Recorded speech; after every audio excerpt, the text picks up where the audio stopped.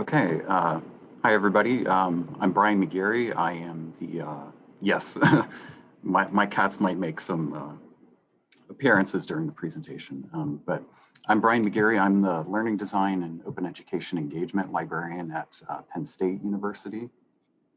Previously, I was Subject Librarian for the Humanities at Ohio University, and I'm joined today by my friend and colleague, Chris Guter, who is the subject librarian for education at Ohio University. Excuse me. So today we're going to talk about how we transitioned our open education initiatives at Ohio University, moving from sort of more workshop type of initiatives to initiatives that were focused more on creation of OER materials. So Chris is going to get into the details of those, but before we do that, I'm going to provide kind of a sense of the larger context, bringing in some of the literature about this topic. So if you could go to the next slide, please, Chris. Thank you. So there are a number of factors that are mentioned in the literature about things that keep faculty from either adopting or creating OER. This is not a comprehensive list, but these are some important ones that I wanted to highlight. As we were making this transition from sort of workshops and things like that to helping faculty with creating OER, we also did some informal focus groups with faculty who had either created OER or had a serious interest in doing so, to kind of find out which of these aspects were really important to them and were things that could potentially get in their way. And so the ones that are bolded on the screen were ones that our faculty said were issues for them, and were also things that we felt like we had the ability to have an impact on. Specifically, providing them with the technological tools that they needed to be able to create OER, and also to get some assistance to kind of lessen the labor burden for themselves. If you go to the next slide, please, Chris. So as I said, initially we had started out with workshops, but as the literature suggests, these require a lot of coordination and labor from the libraries. And Chris is going to talk a bit more about that, but sort of the upside of that approach is that you can reach a lot of faculty at once, potentially. Downside of that, beyond the labor commitment, is also that these tend to a lot of times be sort of more informational, or perhaps getting faculty to review OER or maybe adopt OER rather than being aimed at sort of the higher end of the spectrum, I guess you could say, as far as like creating brand new OER. On the other hand, if you're going to be supporting creation of OER, yes, you can perhaps produce some of those more substantial products and get students involved perhaps as well in that process, but you're going to reach fewer faculty, and that also comes with its own labor burdens and resources, which a lot of libraries, including Ohio University, don't really have. We didn't have the functional specialists to support publishing, didn't have a lot of the infrastructure initially to support that kind of work.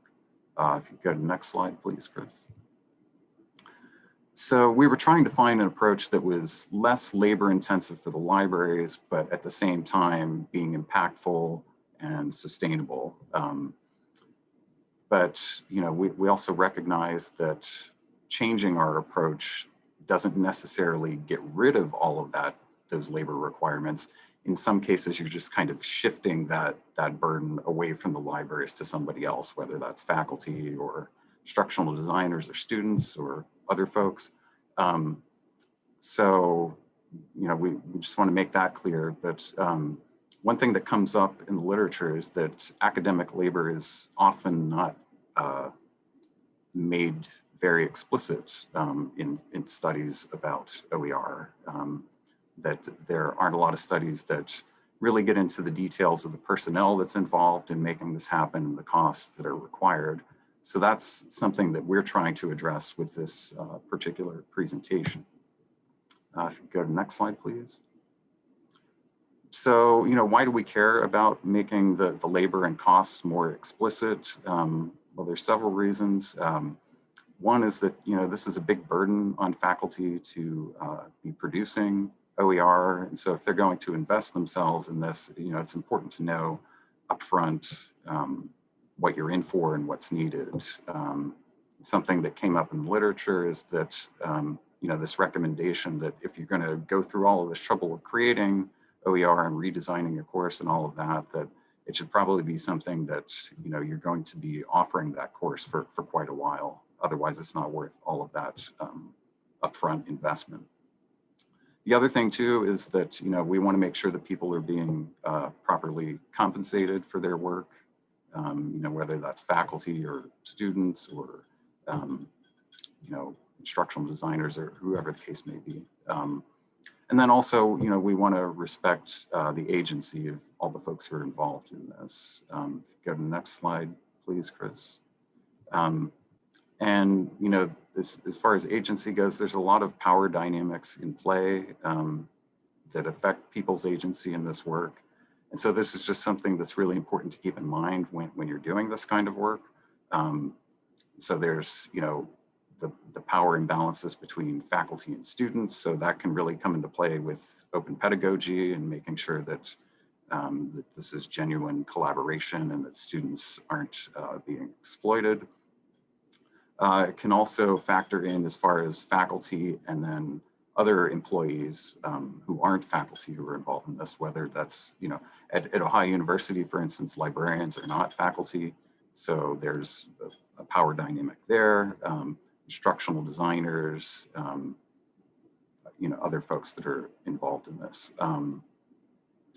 And I wanted to note that even sometimes the terminology that we use to talk about this work can have a subtle effect on recognizing or not recognizing the labor that goes into this. So something that we came across in the literature is this idea that, open pedagogy versus the open educational practices,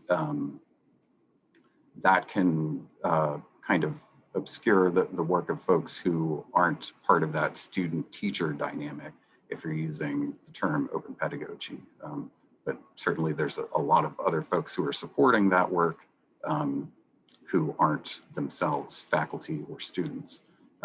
And then of course, there's also power imbalances between folks who are within a specific group. So whether that's, people who are full-time or part-time status, salaried versus hourly, with faculty, whether they're already tenured, tenure track, or they're contingent faculty. There's a lot of imbalances, and it's just really important to keep that in mind when doing this work. So now I will turn it over to Chris. Thanks, Brian. Okay, so before I get started, I just want to kind of quickly walk you through what our campus looks like and go from there. So that previous slide was a picture by Tom Schiff. That was our building with a fisheye lens, so it doesn't look as cool as that, but it is a nice building built in the late 60s. So Ohio University is a doctoral university, high research activity. You can see our faculty numbers and our part-time faculty and our student numbers on the screen. I downloaded the 2019 ARL, Association of Research Library Statistics, last night, and we are at the very bottom of the bottom quartile in terms of staffing. So this sort of plays into how we're going to be dealing with labor as we move forward. Our campus took some pretty significant budget hits. We were already having some issues before COVID, but since then we've had positions not filled, and our librarian numbers have actually gone down. Our librarian and archivist numbers have gone down. So moving forward with these types of initiatives, labor is definitely something that we need to keep in mind.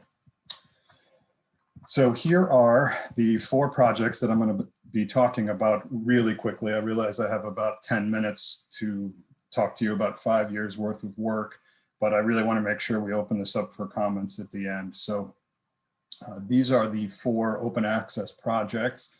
You can see there, alt textbook. There were 2 of those. Then there was a textbook affordability initiative. And then the final thing, which is the 1804 grant. And that's what we did last 2018 to 2020. These figures here, the $236,000 in savings, for example, in the first one, that is in student savings, textbook savings.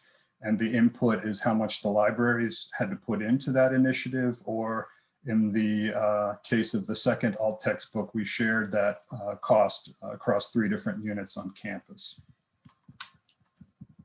Okay, so the first one, the 2015-2016 alt textbook initiative. I think in terms of savings to students, this was definitely the highest. You can see there the $236,000 in savings. However, it was also the most expensive for the libraries. So we had to ask the dean for approximately $16,000. The funds, the cost to the libraries went towards stipends and incentives for faculty. So we had those split. If the work you were doing was going to affect less than 100 students, you got $500. If it was more than 100 students, you got $1,000. In terms of staffing, there were approximately 16 university staff involved. I think that figured out to about 13 library staff. And then we had staff from other units on campus, the Center for Teaching and Learning, Academic Technology.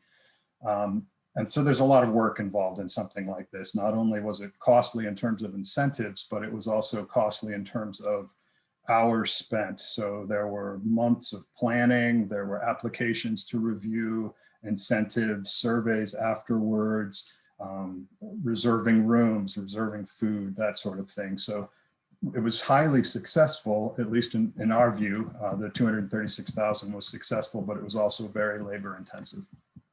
The second one, I think it's interesting to note that one of the faculty suggested we not use alt textbook because it was the 2016 election and it might be associated with the alt-right.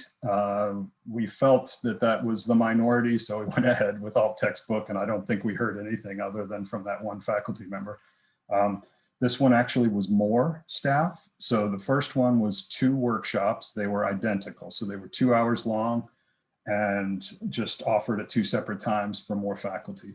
The second incarnation of the alt textbook initiative was 6 workshops, each offered once across 3 months. So I think February, March, and April is when we had those. Each workshop dealt with things like copyright, streaming media, instructional design, that sort of thing. And so each one of those workshops had to be designed. Librarians had to show up, design that instruction, deliver it, and then stay after to meet with the faculty.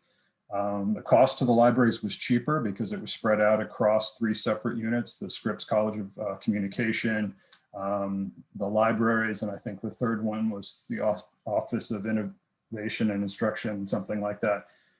But we ended up figuring approximately $192,000 in textbook savings to students. But again, a lot of planning. The third initiative was just a textbook affordability initiative. So just very briefly, we joined OTN, which is now the Ohio Open Education Network. And then they came to campus and gave 2 workshops. This ended up costing, I think, approximately $25,000 because we paid $250 to each faculty member to attend. So they had to attend the workshop series that we did not design, OTN designed it. And then they had to review a textbook to get the $250. syllabus streamlining. We had librarians working with faculty members to find alternative readings for their syllabus so that the student wouldn't have to buy something. And then lastly, we bought a Bepress subscription and opened up institutional repository, which we call the Ohio Open Library.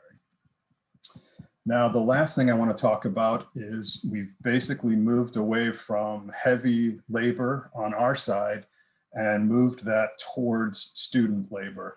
So Brian and I and another faculty member received this 1804 grant. It was $20,000 spread out over 2 years, and it could pay for anything related to OER projects except stipends for faculty members.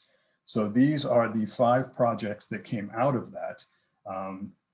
We paid a graduate student to work on an entry-level art history test bank. So those professors were already using open content, but they did not have tests or quiz materials. So we paid this graduate student to just come up with hundreds of questions.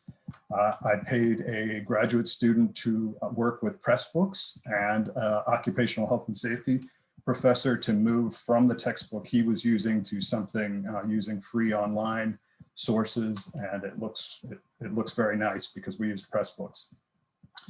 Journalism, she also was using something that was originally a Safari book. Now I believe it's O'Reilly. So it was library purchased content, but she did not have the peripherals. She didn't have a workbook and she didn't have media content to go with that textbook. So that's what we paid that student to develop. Human and consumer science was essentially just a syllabus streamlining project. And the Spanish 3460 linguistics textbook was an open pedagogy project that we helped fund through paying for student editors. And I'll send a link to that a little bit later. So here are the 5 projects in terms of savings. You can see that on the right.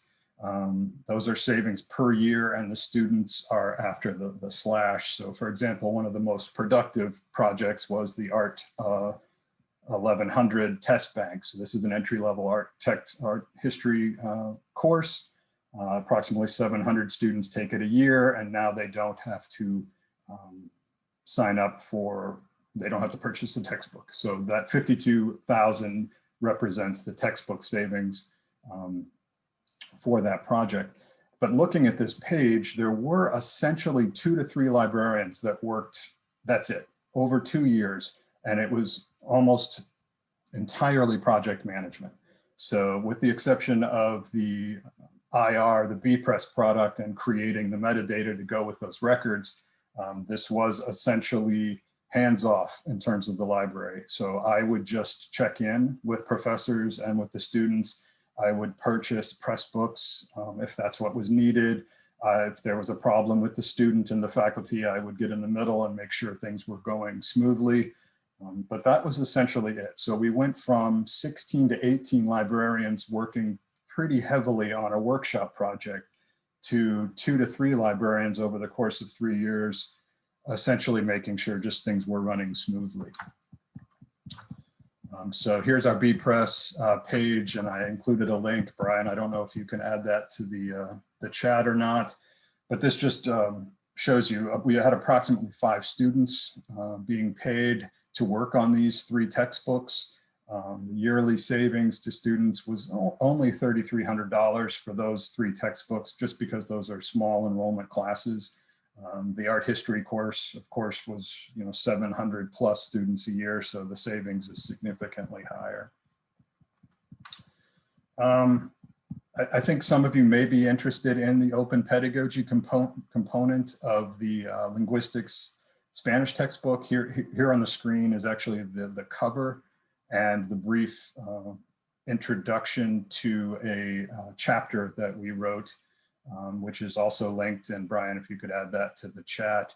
This is open access, it's free. You can get on there and you can read about the project, or you can actually click and go directly into the textbook and look at the end product. This is an interesting example. So this cover, the student editors did all the editing with Pressbooks.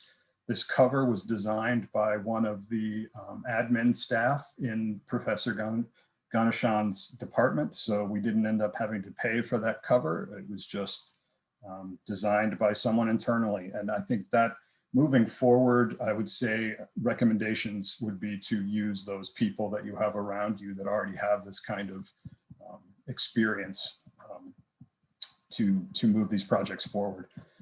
So in terms of recommendations, I have 4 here, and I'd be happy to talk more about these in the Q&A section. But for example, if funding is an issue, I would suggest working towards fewer professional staff and more student labor. And that's what we ended up doing with the 1804 grant. So by professional staff, and at least at Ohio University, all of the professional staff in the libraries are not faculty. So whether you're functional or a subject librarian, we're all considered admin staff. And so in the case of the grant, we moved away from a lot of that labor internally and moved it on towards paying students to help us push these things forward. If money is available, I would suggest stipends and incentives would be an attractive option. We could not do that for the 1804 grant. And in fact, with the budgets the way they've been, it's becoming a much harder ask, even for $6,000 or definitely for $16,000 to help pay for these programs.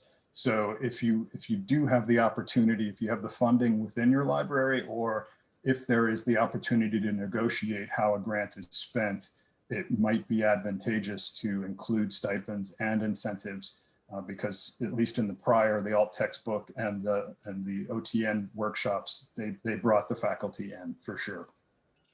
We need to move on to questions now. I'm sorry. Oh, that's okay.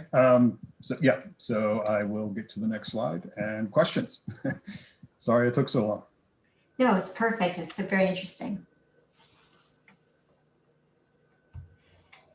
So can people put their questions in the chat? Do you want me to read them off, or Brian, do you want to read them? Yeah, let me go back through here. So the first question that came up was, says, I fully agree that faculty and non-faculty should be fairly compensated for their efforts. I'm curious if the arguments you're making also apply to non-open pedagogy and non-open educational practices.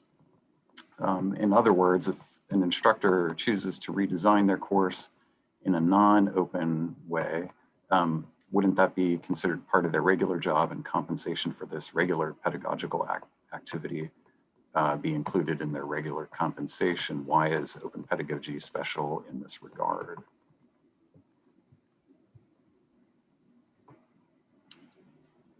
Do you want to take that, Chris, or do you want me to? I'm not sure I have the answer. I would say that I agree. I don't know that it is special.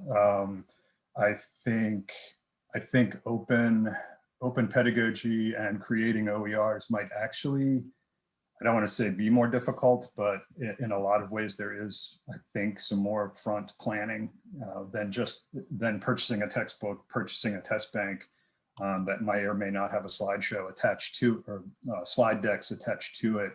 And in the case of open pedagogy, I think Brian can probably speak to that a little bit more than I can, but I think even though the students are incorporated in the entire process, there still has to be a lot of mentoring and a lot of planning and a lot of editing, and in a lot of ways it could considerably be more work. And I think it does tie into tenure track and not tenure track faculty as well. And maybe Brian could speak to that as well, but I think in a lot of instances, a tenure track employee is not, this type of thing isn't valued as much as some of the other academic work they could be doing. And while I think it does tie in with the teaching component, it might be, the teaching component might be so low that it could be an issue. Brian? Yeah, and that was something that we came across in the focus groups that we did initially with faculty about this, was that faculty who had already created OER were folks who had tenure already. And they were saying that, you know, we really wouldn't recommend doing this if you're not already tenured, because it's a lot of work and this isn't really going to count for you. So one of them said actually he used his sabbatical to do it. But this was, you know, after he had already had tenure. And the other thing as far as compensation is that, as Chris explained, you know, the money that, like, we weren't paying faculty to do this work, but we were paying students to do work. And so thinking about making sure that they were properly compensated for their efforts. So the session's over, but we can continue on for another 15 minutes. Thanks. Let me see what other questions are in here. Okay, so there was a question, does this mean that paying students turned out to be more cost effective than paying, it says, does this mean that paying students turned out to be more cost effective than paying students? How, it seems like there's a word. Maybe they mean staff. Sure.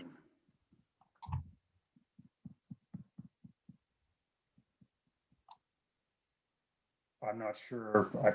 I'm not a Zoom user, so I can't even see the chat. I'm not sure what, if the question is, was it more cost effective to pay students than it was to pay what, faculty? Or in the previous initiatives, we didn't keep track of how many hours all the people involved with the workshops and the meetings to plan the workshops and all of that cost. So in terms of staff time, I would say it's significant depending on the level of person that was engaged in that kind of work. With the 1804 grant, we just simply were not allowed to pay faculty for their work. So I think if you look at the 1804 grant, it actually ended up being, since the grant was 2 years, even though we spent $13,000 on that grant, that would be divided by 2. So the grant itself cost $6,500 a year to produce as an input. And that's almost identical to the second year of all textbooks, which we paid $6,000, and the year before we paid $16,000. So I guess it was cheaper. In the 1804 grant was cheaper, but we also had lower results in terms of student savings. There was a question about how many hours students worked and how much training they required to get up to speed. If you look at the screen, I think I'm still sharing my screen, the savings estimates, those figures are almost entirely student wages. So, and I'm just a rough estimate, they were making, I would say, $12 an hour. Could be 11 or 11.72 or something like that. I don't recall. So if you look at those numbers, you could divide those by 12 and find out how many hours those students put into those projects over the course of 2 years.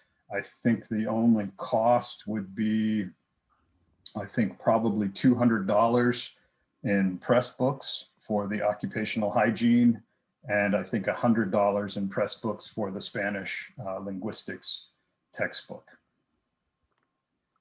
I hope that answers your question.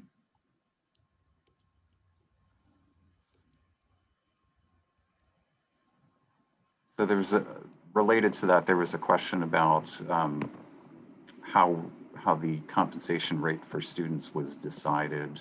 Was it regular campus student employment rate, or were there other factors that were used? I think it was written into our grant proposal that we would just pay the rate that the university allowed for this type of work. I don't remember the specific wording that we put into the grant proposal, but I think it was slightly higher than a student that would be shelving books or working at a desk. But it was certainly not that much higher than the normal student would make. And I should add that some of the work, for example, the occupational hygiene textbook, that was, the cover images were created, I think, in Illustrator just by a student that was working on the desk. So that didn't even count into our figures. So the professor that wrote the book took some images and sent them to us, and I just forwarded it on to a student employee who was working the desk. And I said, could you just open up Illustrator and make this look pretty? And they did. There's also, I guess, sort of a comment / question about being concerned that students might be exploited as potentially cheaper labor, because they're not making, a faculty's salary, that sort of thing. And sorry, go ahead, Chris. I was just going to say, I wouldn't see it that way. I could understand how that might be viewed that way, but the work they were doing is the same type of work that most of them are doing in their programs and their program of study. So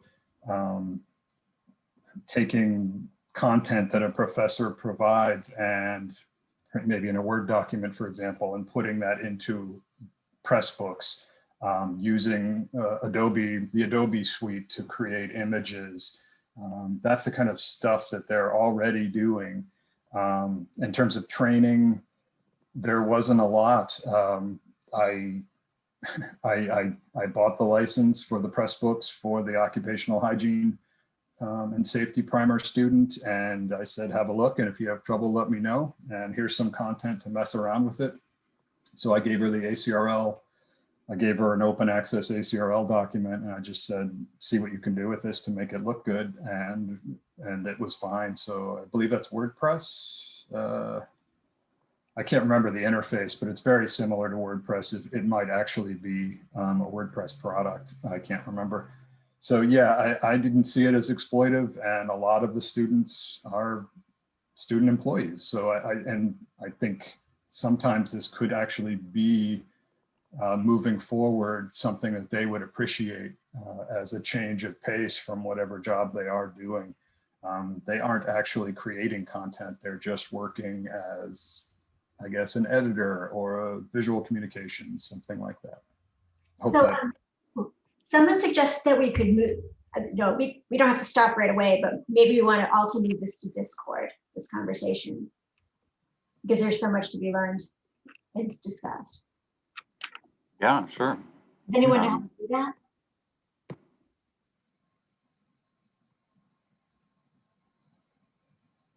I've suggested that to the moderators, so we'll see how they do when that happens. You can continue. Sorry. Oh, it's okay. There were questions about the slides and the references and that. So yeah, we'll be sure to provide that. I'm not sure if they're being shared for all the presentations at the conference or not, but we can at least put that in Discord or something like that to make sure that folks have access to that. Sorry, there's so much going on in the chat. It's hard to find all the questions. Someone had a question about overhead, that the indirect might be different for faculty versus students.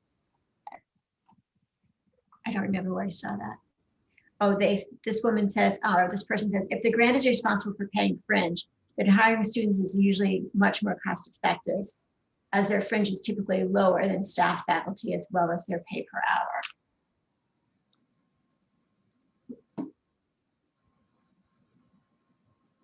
And then someone asked, what are the typical tasks that are the students doing?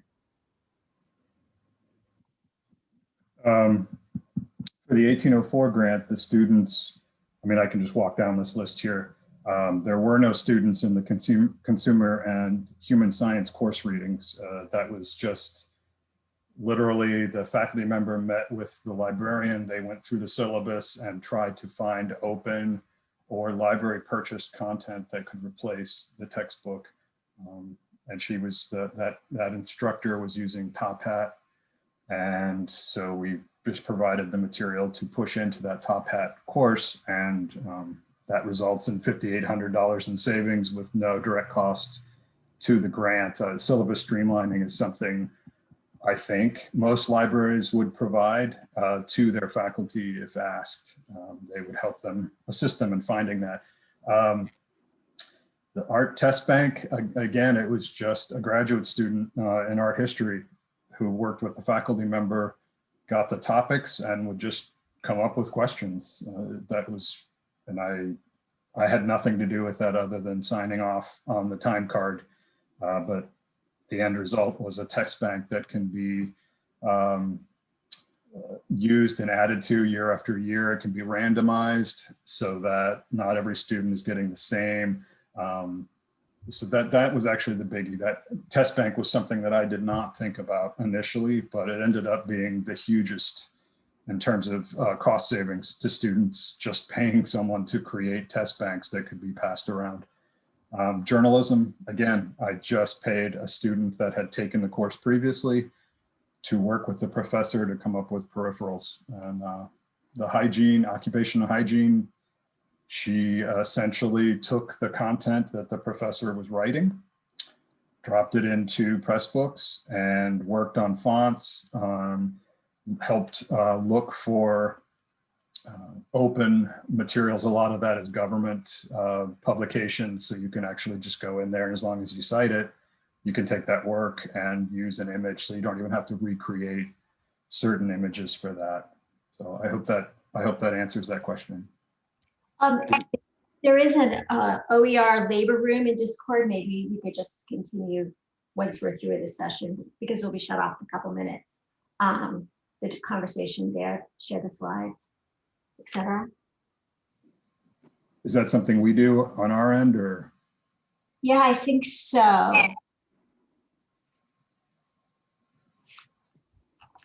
Yeah, I could go in there and share the slides and whatnot in there. Okay. There was sort of related to what Chris was just saying. There was a question about whether or not any of the students needed like specialist knowledge or anything like that. With the Hispanic linguistics textbook, the student editors who worked on it were hired specifically because they had a level of Spanish proficiency and also knowledge of linguistics that was necessary in order to be able to do that editorial work well. So in certain projects that were involved with this, yes, there was some of that need for specialist knowledge. And so the faculty were able to hire students, you know, of their choice. We didn't, we were the ones that paid them, but the hiring was very much left up to the faculty to make sure that they got student assistants who were knowledgeable enough about the topic to be able to do the work.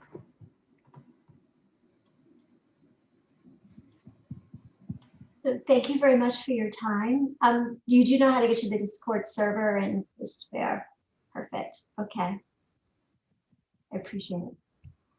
Well, Thanks, thank you, everybody. everybody. Quite interesting. And a lot of good conversation.